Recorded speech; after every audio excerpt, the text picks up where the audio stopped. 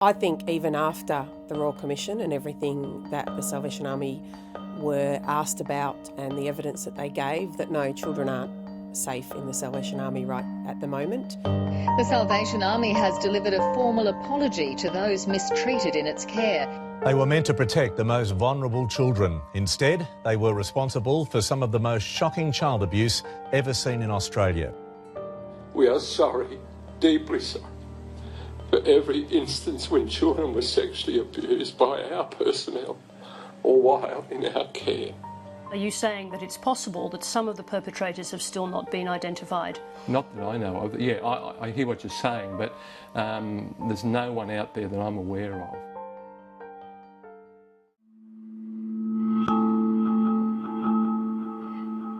Growing up in the army was very, what I'd call insular.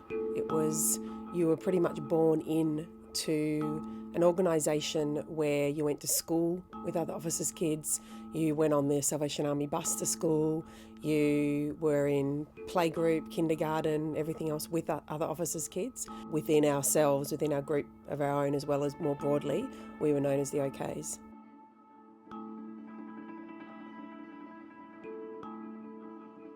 We moved around quite a lot, as Salvation Army officers did a lot back then. Most of the abuse took place either via the Northcote Salvation Army or when I was at the training college in Parkville. My abuse started probably from the age of about 3 or 4, and it involved 5 different people over about 10 years. You know, these people were the elders or the older people of the army, very well respected. So it sort of started very young and then continued up through playgroups, youth groups within the church itself, and then led to abuse within babysitting hours, groups that were arranged to sort of look after us little kids, you know, the older kids sort of looking after us little kids. And the abuse really continued for about 10 years.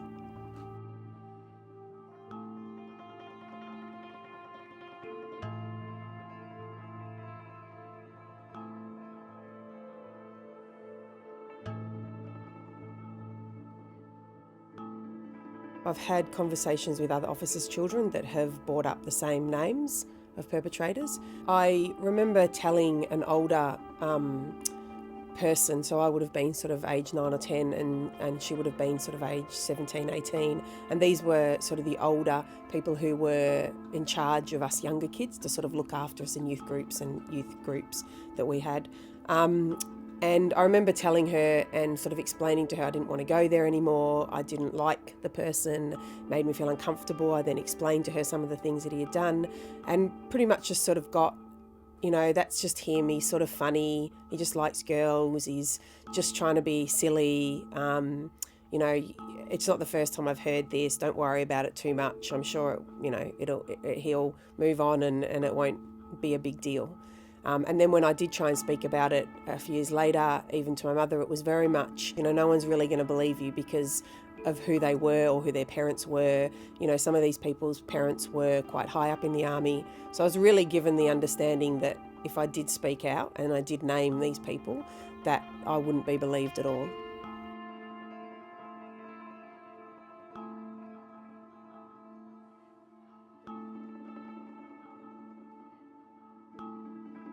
Just the very fact that there is a serving officer still in the army that has allegations against him, and really the investigation that went on wasn't very detailed. And I do have concerns, having been involved in a couple of cases over the last couple of years, that, you know, there are still that cultural change to happen, that secrecy, that hidden nature of senior Salvation Army officials and officers is still going on or having an impact on children within the army. Particularly, I think officers' kids, it's very difficult for officers' kids to speak out. Your whole life revolves around who your family is, what your name is. To be able to disclose to their families is really, really difficult because you're dealing with people who have devoted their whole life to an organisation, not just from a practical, financial, housing point of view, but from a deeply spiritual, you know, commitment to something. And for them to even acknowledge that the very children that they brought into this organisation weren't safe and probably still aren't is a really, really difficult thing to bring out. My name is Richard Kerr, and I'm 53, and I believe my first time being trafficked to England was on February of 1977. Richard Kerr has suffered for over 30 years in silence, blocking out the horrors of his past at the hands of what he describes as very powerful people. As a teenager, he was introduced to the world of Westminster. He says he was trafficked from Northern Ireland and that this picture was taken by one of his abusers. I was used as a boy toy. I was an object, a sexual object. Rumours of an alleged paedophile ring in the top echelons of society have been circulating for years. But for the first time, Richard's account of what happened to him as a boy links 3 locations. Dolphin Square, a luxury complex popular with MPs and civil servants. Kincora Boys' Home in Belfast, where boys were systematically abused. And Elm Guesthouse, a former gay brothel where young children are also said to have been molested. We brought Richard back to England from America, along with his counsellor, to revisit his past. His memories were vivid and distressing. I'm sorry.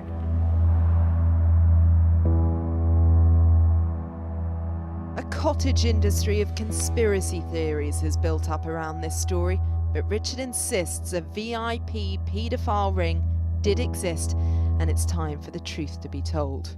They were men who had control and power over others. They were politicians, you believe? Some I do. His story starts in Belfast in the 1970s at the now notorious Kincora Boys' Home. He was placed in care from the age of 5 and sent to Kincora at 14, where he was abused. There he claims he and 2 other boys were hand-picked to be trafficked to London and sexually abused by further men. Both of them, he says, have since taken their own lives. We were throwaways. That's how I felt. I felt a throwaway. I was exploited. Richard says in 1977, when he was 15, he was put on a ferry to Liverpool, abused by a man there, then escorted to Manchester and later sent to London. He claims he was picked up in a car at King's Cross Station, taken to a hotel close by and forced to have sex with multiple men. I had no way to get to England. I had no money. You know, I was under the state care. They were responsible for me. I had no one else to turn to. This is the place that I remember very well, and the memories that I tried to block many, many years ago. How do you feel about the boy you remember here? Very emotional. Very painful. Sorry. I'm scared. He says he's faced years of intimidation and is still being warned not to talk by people he believes are connected to the alleged paedophile ring. Some of his sharpest memories are of the fear he felt when he says he was visited by detectives on 2 separate occasions and told to keep quiet. They told me to stop talking about Kincora, and that they intimidated me here. There is another place where they in Preston, Lancashire, they told me they could put me away. He claims he was trafficked across the UK, including to Rochdale, Lancaster, Manchester and Wolverhampton. But it's here, at Elm Guesthouse in South London, that he says he faced his most violent experience. It was raided by police in 1982. Newspapers at the time said that at least 3 MPs were questioned. It's claimed the late Sir Cyril Smith was a visitor. It was being used as a gay brothel, and it was alleged children as young as 10 were abused. It's the first time Richard's been back, and the flashbacks come fast. I was tied up here.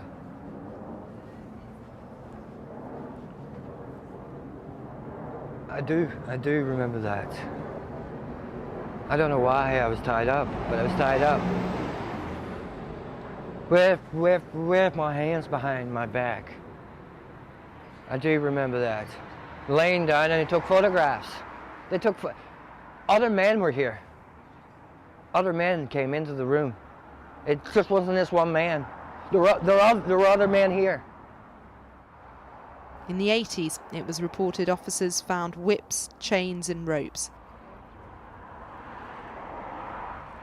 I don't mean to be this way.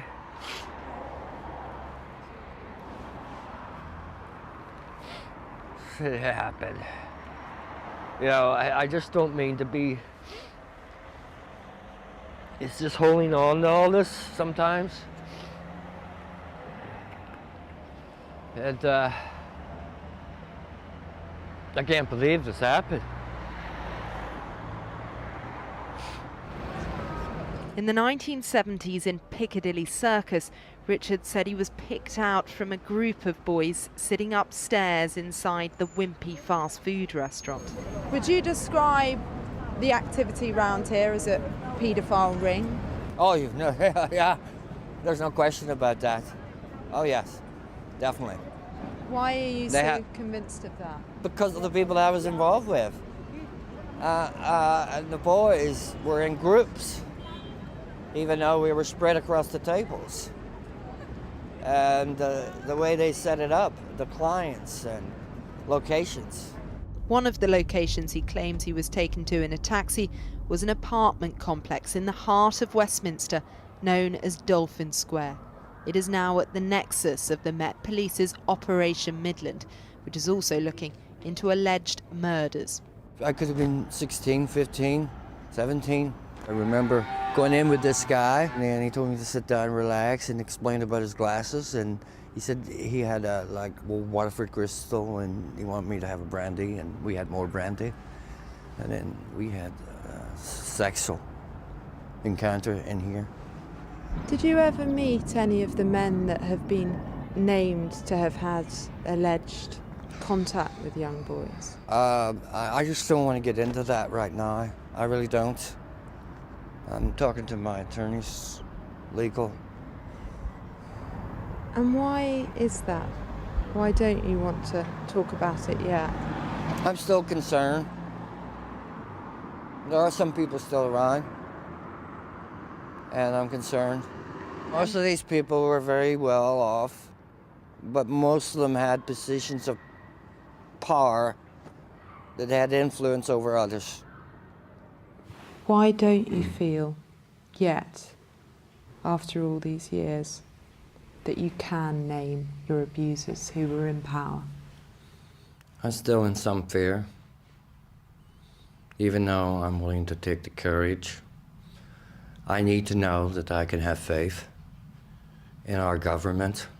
And central to achieving that trust, he says, is getting the government to acknowledge what he calls the untold story of Kincora Boys Home, that he claims goes way beyond Northern Ireland.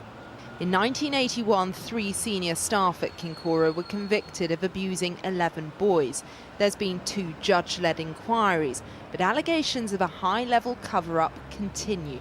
Despite claims that abuse in Kincora was connected to England, the Home Secretary, Theresa May, has so far ruled out including it in the official child abuse inquiry. Right now, when they're not willing to bring Kincora into Westminster, that just tells, that the message it sends to me is that there's some kind of cover-up, and there has been. It's claimed British security services knew about the crimes in Belfast but did nothing to stop them, using the knowledge to blackmail and extract intelligence from influential men. In 1975, as the Troubles were taking hold, a young army intelligence officer called Brian Gemmell was working undercover and tried to blow the whistle. We brought Richard to meet him for the first time. You must be Richard. Yes, I'm Brian Richard. It's good to meet you. Come on in. Let's talk. Come on in. Brian says he put in an official report about Kincora to a senior MI5 officer, but to his astonishment, he claims he was ordered to stop digging and forget about it. That's the thing that hits me. That if I'd really pushed the thing through in 75, 76, you could have been rescued. I'm sorry.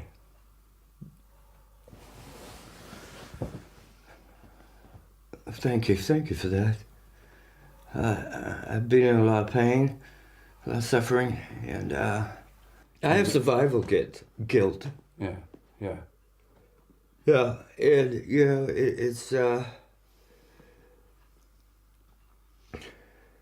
it's a calling. I believe it's a calling, and I'm not here. This is less selfish of myself. I'm not here to think of me. Right. I get peace from that. Yes. And I ask it in Jesus' name. Amen. Amen. But it's hard to heal without the truth, and Brian now believes to establish that Kincora must be added to the UK inquiry. Why do you think it should be? I think 2 words, Richard Kerr. I think Richard's transporting over to the United Kingdom mainland to be abused, rather than just being abused in Northern Ireland, speaks volumes. It ties the two together. Here's a Kincora boy that knows what goes on in Dolphin Square. Do you think there are still efforts to try and cover up? I do. He says he's decided to speak out now for his 2 friends trafficked with him, no longer alive to tell their tales. It's not about me. It's about the voices that didn't have a voice, and I don't know, my spirit is driving me. And he has this message for the Home Secretary, Theresa May. I want those who are responsible brought to justice. Yes, we can't fail in this. We just can't. If we do this now, if we fail on this, we are allowing this to continue. That they can get away from this because people have decided to turn the other way.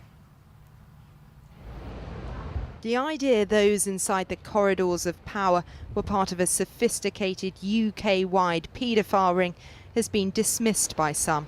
But Richard is adamant there was one, and that he is living proof. Pete Williams, our colleague, has some breaking news. I believe this may be about the New York Times report that was mentioned by one of our guests a few minutes ago. Pete, we sort of got ahead of ourselves. Have we confirmed the information about where these emails came from? We're told by a couple of federal officials that the emails we had earlier been told that they were on an electronic device in an unrelated investigation. What we're now told is that that unrelated investigation is an FBI investigation of former Congressman Anthony Weiner of New York. There's been an allegation that he was engaged in some improper texting with an underage girl. The FBI has been looking into that, and we're told that that is where this device surfaced. And in looking at that device, some emails were discovered, and now the FBI wants to look and see whether they have any bearing on the investigation of the Hillary Clinton use of a private email server. Do we know if this device was Anthony Weiner's device or Huma Abedin, his wife's device, who of course is a top aide to Hillary Clinton? Yes, I mean, I should have said that the potential connection here is that Weiner is married to Huma Abedin, who was a top aide of Hillary Clinton when she was at the State Department. You're looking at a picture here of an earlier announcement by Weiner. That's her standing next to him on the right of the screen there. She was a top aide to Secretary Clinton at the State Department and has continued to be a close associate of Hillary Clinton's in the campaign. Whose device it was, whether it was strictly his, strictly hers, or theirs is not yet clear, but that's why they were looking at the device, we're told. And so just to be very clear here, because this is politically going to raise a lot of questions, Anthony Weiner's being investigated for something completely different. They encounter Correct. emails that might somehow be related in some way to what? To Hillary Clinton's use of a private email server? Well, yeah, because that's what we know that part because that's what Comey's letter to the Hill says today. He says that initially he had told the Hill we've pretty much wrapped up our investigation, and it's more or less over. Now, in this letter, he says we've found additional emails that we want to look at to see if they are. He says that in the letter they may be pertinent to the investigation. They want to look at them. They want to see what their significance may be. Were any of them classified? So that's what they're going through now. So we know that that's why the emails discovered on the device were of interest. All right, Pete Williams, we'll let you go continue reporting. Thank you so much. Appreciate it as always. Some sad news tonight. Another New York City police officer has taken his life. The second NYPD suicide in 2 days. The police commissioner has declared a mental health crisis in his department, and he spoke today with our Jeff Pegues. Robert Echeverria died of a self-inflicted gunshot wound at home last night. The 25-year veteran officer's suicide came a little more than 24 hours after a 35-year-old officer took his own life. Commissioner James O'Neill is still struggling with the news. You know, you think that, okay, this is going to be the last one, and last night got a phone call, and I just it just almost knocked me down. It just took the wind right out of me. I just, what the hell's going on here? So far this year, there have been 9 NYPD suicides, 7 since June. Last year, there were a total of 4. There's